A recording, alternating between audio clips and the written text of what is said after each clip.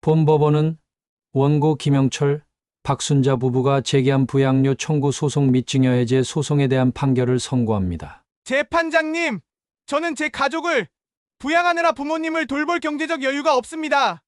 민법 제974조, 제975조에 따라 피고 김태훈과 피고 김진우는 부모를 부양할 법적 의무가 있습니다. 이를 어길 경우 부양료 지급을 강제할 수 있습니다. 저도 사정이 어려워서 부모님을 돕기가 힘듭니다. 민법 제977조에 따라 피고 김태훈과 피고 김진우는 부모에게 각각 매월 부양료를 지급해야 합니다. 피고인 장남 김태훈은 원고인 아버지 김영철과 어머니 박순자에게 합한 금액인 매월 150만 원의 부양료를 지급하고 피고인 차남 김진우는 원고들에게 합한 금액인 매월 100만 원 부양료를 지급하라. 저는요? 저는 이미 부모님께 재산을 받았는데 왜 또 돈을 내야 합니까? 또한 민법 제556조 증여해제 조항에 따라 피고 김태훈과 피고 김진우는 부모의 재산을 증여받은 후 부양 의무를 다하지 않았으므로 기존 증여 계약은 해제됩니다. 따라서 피고 장남 김태훈은 원고에게 합한 금액 5억 원을 지급하라. 피고 차남 김진우는 원고에게 2억 원을 지급하라. 여보, 우리 이제 다시 시작할 수 있어요. 이 돈이면 우리가 원하는 곳에서 살 수 있어요. 평생 자식들만 믿었는데 이제야 우리가 살아갈 수 있는 힘을 되찾았구먼. 본법원은 원고의 청구를 인용하며 피고들은 판결에 따라 부모 부양 의무를 즉시 이행하고 증여받은 재산을 반환할 것을 명령합니다. 선고를 마칩니다. 안녕하세요. 오늘도 저희 사연 나팔수를 찾아주셔서 너무너무 감사드려요. 오늘은 아들과 딸들 모두에게 버림받고 추운 거리를 전전하다가 결국 요양원에 의탁하였다가 기적이 일어나는 사연을 전해드리겠습니다. 사연 전하기 전에 먼저 구독과 알림, 좋아요 한번 눌러주세요. 감사합니다. 그럼 사연 전하겠습니다. 늦가을 바람이 싸늘하게 불어오는 오후였다. 한적한 시골 마을, 오래된 기와집 앞마당에는 한 노부부가 초라한 모습으로 앉아 있었다. 83세의 김영철은 깊은 한숨을 내쉬며 낡은 평상에 주저앉았다. 젊었을 때는 오로지 가족을 위해 헌신했지만 가부장적인 사고방식이 강했던 그는 노후를 대비하지 못한 채 어려운 처지에 놓이고 말았다. 그의 얼굴에는 세월의 흔적이 깊이 새겨져 있었고 한 손으로 지팡이를 꼭 쥔 채 먼 하늘을 바라보았다. 옆에서 80세의 박순자는 조심스럽게 남편을 바라보며 떨리는 목소리로 말했다. 평생 자식들을 위해 희생하며 살아온 그녀는 이제 몸이 쇠약해져 거동조차 불편했다. 여보, 이제 우리는 어디로 가야 할까요? 그녀의 눈에는 깊은 걱정과 두려움이 서려 있었다. 김영철은 말없이 먼 곳을 바라보았다. 젊었을 때 그는 오로지 자식들을 위해 살았다. 큰아들 58세의 김태훈이 대학을 다닐 때는 시골집 일부 아파트를 팔아 학비를 마련했다. 하지만 태훈은 부모의 모든 재산을 물려받고도 부모를 돌보지 않았다. 도시에서 여유롭게 살고 있었지만 부모님을 모실 생각은 없었다. 둘째 아들 55세의 김진우에게도 부부는 평생 아껴 모은 돈을 내주었다. 진우가 사업을 시작할 때 조금이라도 보태주고 싶었기 때문이다. 하지만 그는 부모에게 무심했다. 결혼 후에는 아내의 눈치를 보느라 더욱 부모를 찾지 않았다. 반면 딸 52세의 김정민은 달랐다. 부모로부터 특별한 혜택을 받지 못했지만 명절이면 찾아와 부모를 챙겼고 작은 생필품이라도 보내주었다. 김영철은 한때 딸에게 기대하지 않았었다. 어릴 때부터 딸은 남의 집 식구라고 말하며 차별했지만 정민은 묵묵히 받아들였다. 그러나 이제 부모가 늙고 병이 드니 두 아들은 외면하고 말았다. 김영철과 박순자는 마지막 희망을 걸고 딸을 찾아가기로 했다. 작은 여행 가방 하나에 겨우 몇 벌의 옷과 약봉지만 챙긴 채 시골버스 정류장으로 향했다. 길을 걸으며 박순자는 애써 남편의 팔을 붙잡고 힘겹게 발걸음을 옮겼다. 차가운 바람이 불어오자 그녀는 한 손으로 떨리는 입술을 가렸다. 정민은 우리를 받아줄까요? 그녀의 목소리는 바람에 묻혀 희미하게 퍼져나갔다. 김영철은 그저 묵묵히 걸었다. 마음 한편에서는 내가 딸을 너무 홀대했었나 하는 후회가 스며들었지만 그는 끝까지 말을 아꼈다. 그렇게 두 사람은 버스 정류장 앞에 멈춰 섰다. 낡은 벤치에 앉아 서로를 바라보았다. 이제 남은 희망은 오직 딸 정미뿐이었다. 시골길을 따라 낡은 버스가 서울을 향해 달렸습니다. 차창 너머로 보이는 풍경은 황량했고 갈색으로 물든 나무숲들이 바람에 날려 사라지고 있었습니다. 김영철과 박순자는 창가에 나란히 앉아 말없이 도로를 바라보았습니다. 박순자가 조심스럽게 남편에게 말을 걸었습니다. 여보, 정미가 우리를 받아줄까요? 그녀의 목소리에는 불안함이 묻어 있었습니다. 김영철은 잠시 침묵하다가 낮은 목소리로 대답했습니다. 어릴 때부터 내가 딸을 챙기지 못한 것은 맞지만 그래도 내 자식이야. 우리가 이렇게 힘든데 설마 외면하겠어? 그러나 그가 하는 말에 스스로도 확신이 없었습니다. 마음속 깊은 곳에서는 혹시 딸마저 우리를 거절하면 어쩌나 하는 두려움이 스멀스멀 피어오르고 있었습니다. 서울에 도착한 두 사람은 지하철을 타고 딸의 집이 있는 동네로 향했습니다. 몇 번의 환승 끝에 겨우 목적지에 도착했을 때는 이미 해가 저물어 있었습니다. 정미의 아파트 현관 앞에서 김영철은 문을 두드렸습니다. 똑똑똑. 잠시 후 문이 열렸고 정미가 나타났습니다. 문 앞에는 낡은 여행 가방을 들고 선 두 노인이 서 있었습니다. 정미는 부모를 보자 순간적으로 표정이 굳었습니다. 어머, 아버지 어머니? 그녀는 당황한 듯 두 사람을 번갈아 보았습니다. 갑자기 여기까지 어떻게 오셨어요? 김영철은 딸의 얼굴을 보며 멋쩍은 웃음을 지었습니다. 정미야, 우리가 이제 어디 갈 데가 없어서 말이다니. 오빠들은 다들 바쁘고 사정이 안 된다고 하더구나. 너라도 우리 좀 받아주면 안 되겠니? 정미는 문 손잡이를 꽉 쥐었습니다. 그녀의 얼굴에는 복잡한 감정이 스쳐 지나갔습니다. 아버지, 어머니 그게 그녀는 한숨을 내쉬며 말을 이었습니다. 이제 와서 저한테 왜 오시는 거예요? 그 말에 김영철과 박순자는 순간 멍해졌습니다. 뭐라고? 정미는 차분한 목소리로 말을 이었습니다. 아버지, 어머니는 평생 오빠들만 챙기셨잖아요. 저는 어릴 때부터 한 번도 부모님께 기대본 적이 없어요. 아버지는 항상 딸은 나중에 남의 집 식구가 될 거니까 신경 쓸 필요 없다고 하셨죠. 박순자는 다급하게 딸의 손을 잡으려 했습니다. 정미야, 그런 뜻이 아니었단다. 우리가 어릴 때부터 너한테 못해준 건 맞지만 그래도 우리가 이제 정말 갈 곳이 없구나. 제발 우리 좀 받아주렴. 그러나 정미는 눈을 질끈 감으며 손을 빼냈습니다. 그리고 차갑게 대답했습니다. 잘난 아들들 찾아가세요. 그녀의 말은 칼처럼 날카롭게 부모의 가슴을 찔렀습니다. 김영철은 그 자리에서 아무 말도 하지 못한 채 굳어버린 얼굴로 딸을 바라보았습니다. 박순자는 눈물을 글썽이며 다시 한번 애원했습니다. 정미야, 엄마가 잘못했다. 그러니 제발 우리를 내쫓지 말아다오. 그러나 정미는 단호했습니다. 죄송해요. 아버지, 어머니? 저는 이제 저희 가족을 위해 살아야 해요. 저희 집에는 부모님을 모실 여유가 없어요. 그녀는 문을 천천히 닫았습니다. 문이 닫히는 순간 김영철은 그 자리에 주저앉고 말았습니다. 박순자는 참았던 눈물을 쏟아냈습니다. 문 안에서는 정미가 등을 돌린 채 숨을 깊이 들이마시고 있었습니다. 하지만 그녀도 손을 꼭 쥔 채 눈물이 맺혀 있었습니다. 아파트 현관 앞, 닫힌 문 앞에서 김영철과 박순자는 한동안 그대로 서 있었습니다. 하지만 이 두 사람에게 앞으로 엄청나게 큰 변화의 물결이 일어나게 될 줄은 아무도 몰랐습니다. 그 엄청난 반전은 자신들도 전혀 예측하지 못한 곳에서 일어나고 있었습니다. 조금만 더 참고 조금만 더 인내하면 편안한 인생이 펼쳐지리란 것을. 박순자는 조용히 눈물을 훔쳤고 김영철은 주먹을 꽉 쥔 채 한숨을 내쉬었습니다. 결국 이렇게 되는구먼. 그의 목소리는 떨리고 있었습니다. 박순자는 애써 감정을 억누르며 남편의 팔을 붙잡았습니다. 여보, 이제 어디로 가야 할까요? 그러나 김영철은 대답하지 못했습니다. 그저 고개를 떨군 채 지나온 세월을 떠올릴 뿐이었습니다. 과거 30여 년 전 따뜻한 햇살이 내리쬐던 어느 날 김영철은 식탁에 앉아 두 아들과 이야기를 나누고 있었습니다. 태훈아, 이 집과 밭은 내가 가져가거라. 그리고 진우야, 너는 이 가게를 맡아서 잘 운영해야 한다. 그는 아들들에게 자신이 가진 모든 것을 나누어 주었습니다. 아들은 대를 잇는 존재라는 생각이 강했던 그는 두 아들이 부모를 책임질 것이라 믿었습니다. 반면 딸 정미는 언제나 후순이었습니다. 정미야, 너는 시집 가면 남의 집 사람이니까 기대하지 마라. 어차피 내 인생은 내가 개척해야 한다. 그녀가 대학에 가고 싶다고 했을 때도 김영철은 고개를 저었습니다. 딸이 무슨 대학이냐? 얼른 일해서 돈 벌어야지.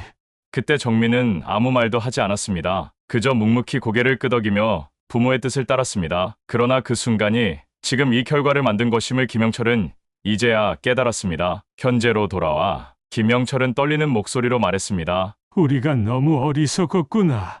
그는 그제야 깊은 후회를 느꼈습니다. 지금껏 가족을 위해 최선이라고 생각했던 선택들이 결국 자신들을 버린 결과로 돌아왔다는 것을 말입니다. 박순자는 눈물을 참지 못하고 흐느꼈습니다. 우리 손으로 우리 가족을 잃었어요. 서울 밤거리에 바람이 스산하게 불었습니다. 두 노인은 무거운 발걸음을 떼며 천천히 길을 걸어갔습니다. 이제 어디로 가야 할지조차 알 수 없었습니다. 아파트 문을 닫은 뒤 정민은 한동안 그 자리에서 움직이지 못했습니다. 손끝이 떨렸고 심장이 빠르게 뛰었습니다. 그녀의 남편이 조심스럽게 다가왔습니다. 괜찮아. 그러나 정민은 아무런 대답도 하지 않았습니다. 그녀는 조용히 주방으로 가서 찻잔을 들었습니다. 하지만 손이 떨려 차가 바닥에 떨어졌고 컵은 산산이 부서졌습니다. 그 순간 참아왔던 감정이 터져버렸습니다. 왜 이제 와서 나를 찾는 거야?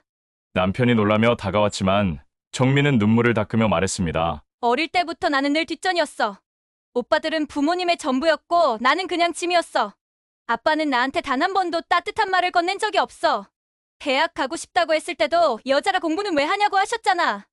남편은 아무 말 없이 그녀를 바라보았습니다. 정민은 계속해서 감정을 쏟아냈습니다. 내가 결혼할 때도 오빠들한테는 집도 사주고 가게도 물려주셨으면서 나는 아무것도 없었어. 오히려 오빠들한테 돈이 부족하다고 나한테 손을 벌리셨지. 그래도 난 참았어. 그게 당연한 줄 알았어. 그녀는 울음을 삼키며 속삭였습니다. 그런데 이제 와서 나한테 기대려고 하시는 거야? 정민은 벽에 기대어 주저앉았습니다. 눈물이 끝없이 흘러내렸습니다. 남편이 다가와 조심스럽게 그녀의 등을 토닥였습니다. 이제라도 다 쏟아내. 그래야 내가 편해질 거야. 그러나 정민은 대답하지 않았습니다. 그녀는 단지 마음속 깊이 맺혀있던 상처가 너무도 깊다는 사실을 다시 한번 깨달았습니다. 아파트 문이 닫히는 순간 정민은 온몸에 힘이 빠지는 걸 느꼈습니다. 그녀는 문에 기대어 한동안 숨을 헐떡였습니다. 눈앞에는 방금 전 부모님의 얼굴이 떠올랐습니다. 날고해진 외투를 걸친 아버지, 한 손으로 눈물을 닦던 어머니, 하지만 그보다도 더 깊이 떠오르는 것은 어린 시절의 기억들이었습니다. 과거, 어린 시절. 정미야, 너는 여자니까 공부 안 해도 돼. 네 오빠들처럼 대학 가는 거 꿈도 꾸지 마. 그때 그녀는 이해할 수 없었습니다. 오빠들은 학원에도 다니고 새 옷도 사 입었지만 자신은 언제나 헌옷을 물려 입어야 했고 학비를 달라고 하면 돈이 없으니 빨리 취직이나 해라는 말만 돌아왔습니다. 그녀가 정말 가고 싶었던 대학, 그녀가 하고 싶었던 공부는 한 번의 기회조차 없었습니다. 결국 정민은 학업을 포기하고 공장에 다니며 돈을 벌었습니다. 밤늦게 돌아와도 부모님은 여자가 무슨 늦게까지 싸돌아다니냐 하며 타박만 했습니다. 그녀가 힘들다고 말할 때마다 여자는 원래 참고 살아야 한다는 말만 돌아왔습니다. 그런데 지금 그렇게 오빠들만 챙기던 부모님이 모든 걸 다 바쳤던 오빠들에게 외면당하고 이제서야 자신을 찾다니. 아파트 문이 닫힌 순간 김영철과 박순자는 한동안 그 자리에서 움직이지 못했습니다. 문 앞에 서 있던 박순자는 떨리는 손으로 문을 한 번 더 두드리려 했지만 김영철이 조용히 그녀의 손을 잡아 막았습니다. 됐어, 가자. 그의 목소리는 한없이 가라앉아 있었습니다. 박순자는 울컥하며 남편을 바라보았지만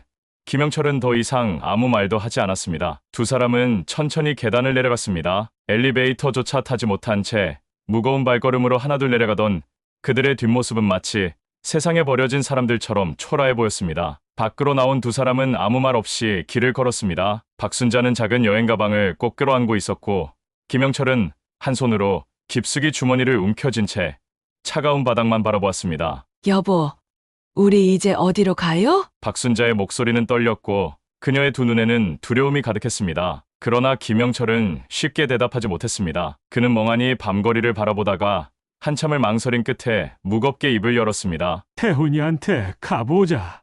그의 목소리에는 마지막 희망이 담겨 있었습니다. 그러나 박순자는 고개를 저으며 한숨을 내쉬었습니다. 여보, 그러지 마요. 이제 그만합시다. 우리가 갈 곳이 어디 있다고 그래요. 그녀의 말에 김영철은 순간 말을 잃었습니다. 하지만 다시 고개를 들어 그녀를 바라보았습니다. 그래도 우리 아들 아니냐 자식이 부모를 이렇게까지 외면하겠어? 그가 애써 말했지만 그조차도 믿지 못하는 표정이었습니다. 진우한테라도 전화해볼까? 그는 조심스럽게 주머니에서 낡은 휴대전화를 꺼냈습니다. 하지만 버튼을 누르지도 못한 채 손이 떨려 그대로 주머니에 다시 집어넣었습니다. 박순자는 남편을 바라보며 울컥했습니다. 지금 이 순간 이 남자의 표정 속에는 지난 평생을 후회하는 감정이 너무도 깊게 서려 있었습니다. 당신, 이제 그만해요. 그녀는 눈물을 닦으며 힘겹게 속삭였습니다. 우리 자식들한테 더는 기대하지 말아요. 그 말에 김영철은 아무 대답도 하지 않았습니다. 그는 한참 동안 가만히 서 있었습니다. 멀리 가로등 불빛이 깜빡이고 가을바람이 차갑게 불어왔습니다. 그 순간 그는 처음으로 깨달았습니다. 자신이 평생 믿어왔던 것들이 결국 잘못된 선택이었다는 것을. 아들은 부모의 기둥이 되어줄 거라 믿었는데 결국 그는 기댈 곳조차 없이 버려지고 말았습니다. 그제야 김영철은 작게 웃음을 터뜨렸습니다. 하지만 그것은 쓴웃음이었습니다. 박순자가 그를 붙잡았습니다. 여보, 우리 이제 어떻게 해요? 그녀의 두 눈에서 눈물이 흘러내렸습니다. 하지만 김영철은 고개를 숙인 채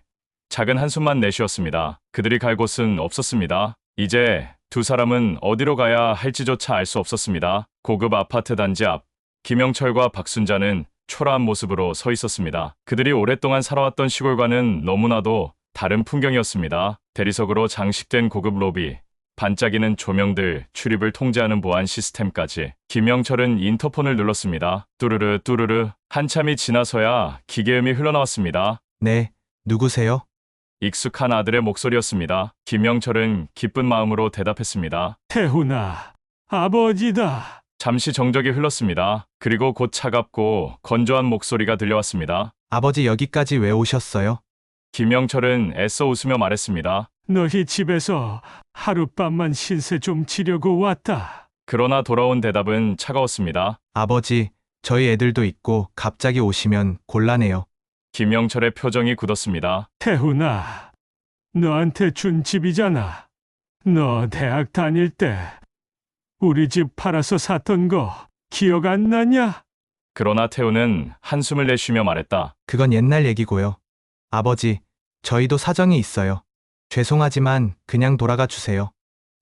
뚝 전화가 끊어졌습니다. 김영철은 인터폰을 멍하니 바라보았습니다. 박순자가 다급히 남편을 붙잡았습니다. 여보, 이제 그만해요. 그러나 김영철은 손을 떨며 다시 인터폰을 눌렀습니다. 연결할 수 없습니다. 이번에는 응답조차 없었습니다. 그 순간 경비원이 다가왔습니다. 어르신들 여기서 이러시면 안 됩니다. 경비원의 차가운 목소리에 김영철은 주먹을 불끈 쥐었다가 이내 힘없이 풀었습니다. 그는 떨리는 목소리로 마지막으로 한마디를 내뱉었습니다. 그래, 이게 너희들의 대답이구나. 그는 천천히 몸을 돌렸습니다. 박순자는 그의 팔을 붙잡고 흐느꼈습니다. 여보, 이제 어디로 가요? 김영철은 아무런 대답도 하지 않았습니다. 그저 무거운 발걸음으로 아파트를 떠났습니다. 진우라도 우리를 받아주지 않겠어?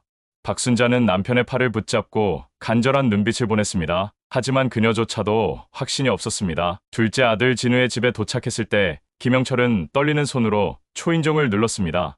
똑똑똑. 문이 열렸습니다. 그 앞에는 며느리가 서 있었습니다. 그녀는 두 노인을 보자마자 얼굴이 굳어졌습니다. 어머님, 아버님 여기까지 왜 오셨어요? 박순자가 간절한 목소리로 말했다. 얘야, 우리가 갈 데가 없어서 그래 하룻밤만이라도 신세 좀 지면 안 되겠니?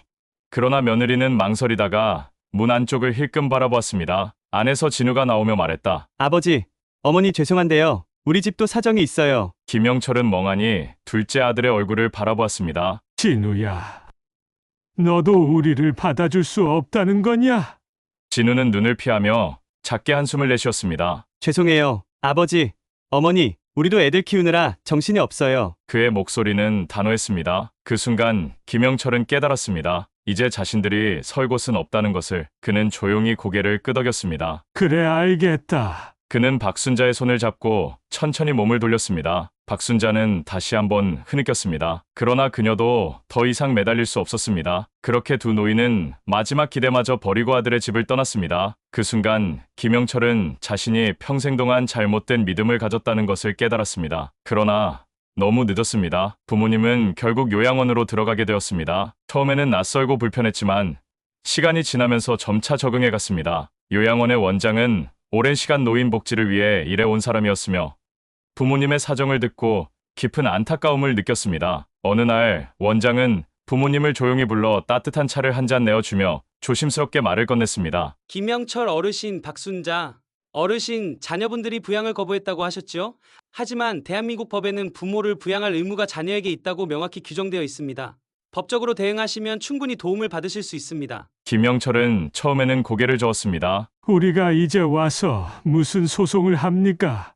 괜히 법적으로 엮이면 자식들과 사이만 더 나빠질 겁니다. 그러나 박순자는 조용히 남편의 손을 잡았습니다. 여보, 우리 더 이상 참고만 살지 맙시다. 원장님 말씀대로 변호사를 찾아 상담이라도 받아보는 게 어때요? 원장은 미소를 지으며 변호사를 소개해 주었습니다. 그 변호사는 노인 복지와 관련된 사건을 여러 번 담당했던 경험이 많은 사람이었습니다. 변호사는 부모님의 이야기를 차분히 들으며 고개를 끄덕였습니다. 어르신들께서는 법적으로 정당한 권리를 가지고 계십니다. 자녀분들은 부모님을 부양할 의무가 있으며 민법 제974조, 제975조, 이를 거부하면 부양료 청구 소송 민법 제977조를 통해 강제 집행을 할 수 있습니다.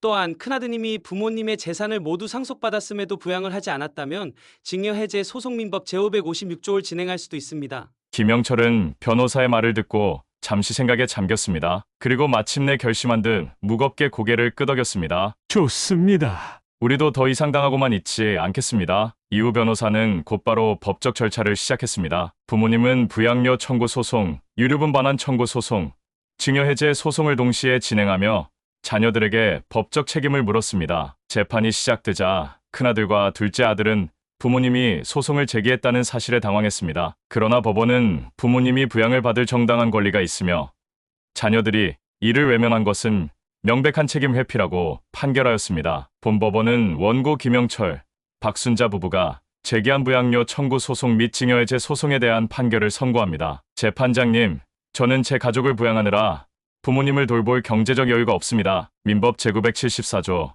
제975조에 따라 피고 김태훈과 피고 김진우는 부모를 부양할 법적 의무가 있습니다. 이를 어길 경우 부양료 지급을 강제할 수 있습니다. 저도 사정이 어려워서 부모님을 돕기가 힘듭니다. 민법 제977조에 따라 피고 김태훈과 피고 김진우는 부모에게 각각 매월 부양료를 지급해야 합니다. 피고인 장남 김태훈은 원고인 아버지 김영철과 어머니 박순자에게 합한 금액인 매월 150만 원의 부양료를 지급하고 피고인 차남 김진우는 원고들에게 합한 금액인 매월 100만 원 부양료를 지급하라.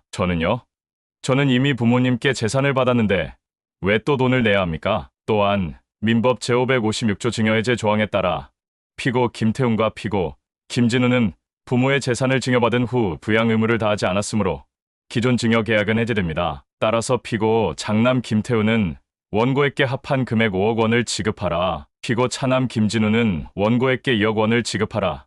는 판결을 하였습니다. 재판이 끝난 후 큰아들과 둘째 아들은 부모님 앞에서 고개를 숙였습니다. 그들은 처음으로 부모님을 외면한 것을 후회하고 있었습니다. 승소 이후 부모님의 삶은 완전히 달라졌습니다. 법원 판결로 인해 부모님은 총 8억 원 상당의 재산을 되찾았고 자녀들에게 매월 생활비를 지급받게 되었습니다. 이를 바탕으로 요양원이 아닌 편안한 전원주택을 구입하여 새로운 삶을 시작할 수 있었습니다. 법원의 판결이 내려진 후 김영철과 박순자는 처음으로 긴 한숨을 내쉬며 서로를 바라보았습니다. 그들은 더 이상 불안에 떨며 살아갈 필요가 없었습니다. 장남 김태훈은 5억 원을 반환하고 매월 150만 원의 부양료를 지급해야 했고 차남 김진우 역시 2억 원을 반환하고 매월 100만 원의 부양료를 지급해야 했습니다. 김영철의 변호사는 판결문을 받은 즉시 김태훈과 김진우에게 압류 절차를 진행하였습니다. 그러자 장남과 차남은 각각 5억 원과 2억 원을 아버지 김영철에게 지급하였습니다. 그리고 변호사는 그들에게 말하였습니다. 부양료를 제 날짜에 입금하지 않으면